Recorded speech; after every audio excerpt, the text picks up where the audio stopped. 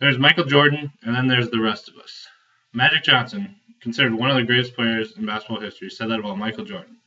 That shows how much respect he has for a great player. The only sport where most people can agree on being the best player of all time is basketball. Michael Jordan is a man who changed the game forever. There will be examples of his failures that helped him do better, and there will be examples of his hard work gaining him a lot of success. I will talk to you about his young age playing career, his short stint in baseball, and his life after the NBA. Michael Jordan's start to basketball wasn't so easy. He played high school basketball at Laney High School in North Carolina. As a sophomore, he tried out for the varsity squad and didn't make it. That was a turning point for his basketball career. His father described him in high school with a problem. What he does have is a competition problem. He was born with that. Most of the time, the person he tries to outdo the most of the time is himself. He then started working harder than most people. The failure of not making the team made him stronger. After high school, Jordan received a scholarship from the University of North Carolina. He became famous when he hit the game-winning basket in the 1982 National Championship game.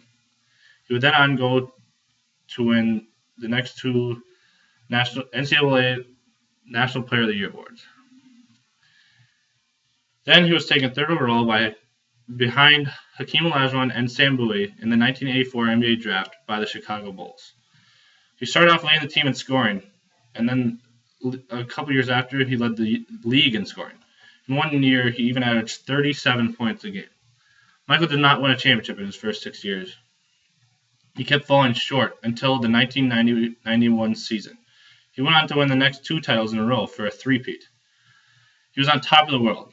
Now that I've shown you how his basketball career started, I want to show you what happened to make him leave it for a brief period of time. There are many speculations as to why he left the game of basketball. Some people think it's because of his gambling problem, where he'd go to casinos and all over the place while he was in the NBA. Some people think that David Stern, the commissioner of the NBA, forced him out of the league. But most people think it's because of his father's death. James Jordan was murdered on July 23rd, 1993 in North Carolina. This obviously had a huge impact on Michael. His father always loved the game of baseball, and it was his dream for Michael to play it. Then Michael abruptly left the Chicago Bulls and basketball to join the Birmingham Barons, who were a minor league club for the Chicago White Sox. Michael never excelled at baseball, but he did put in a lot of work. He was one of the first people in every day hitting balls in the cages, one of the last people fielding pop flies in the outfield. He was thought to be a below-average player who sometimes only did well because of his name. But players and fans commented on his work ethic.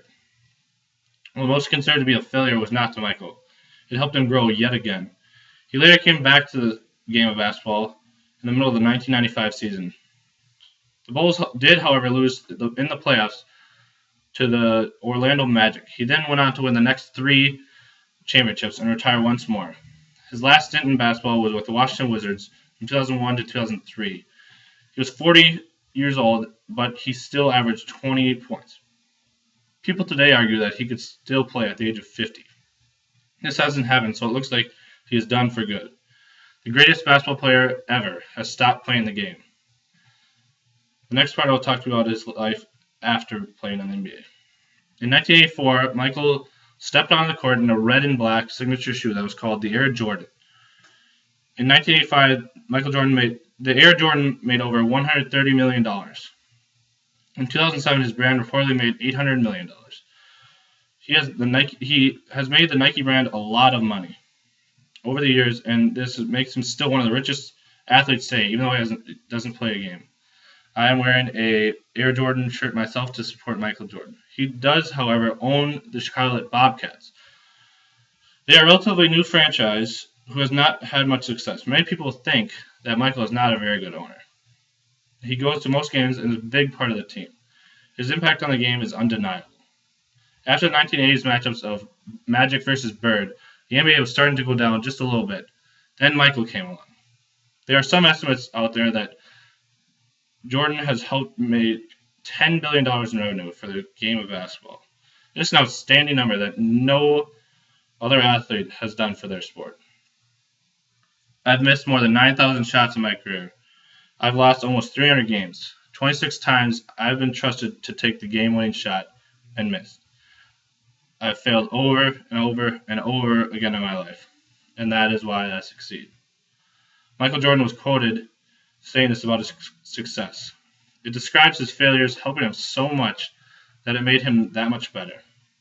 The amount of hard work he put in and the amount of times he learned from his mistakes made him that much better at basketball. This shows you how hard work can help you become something great.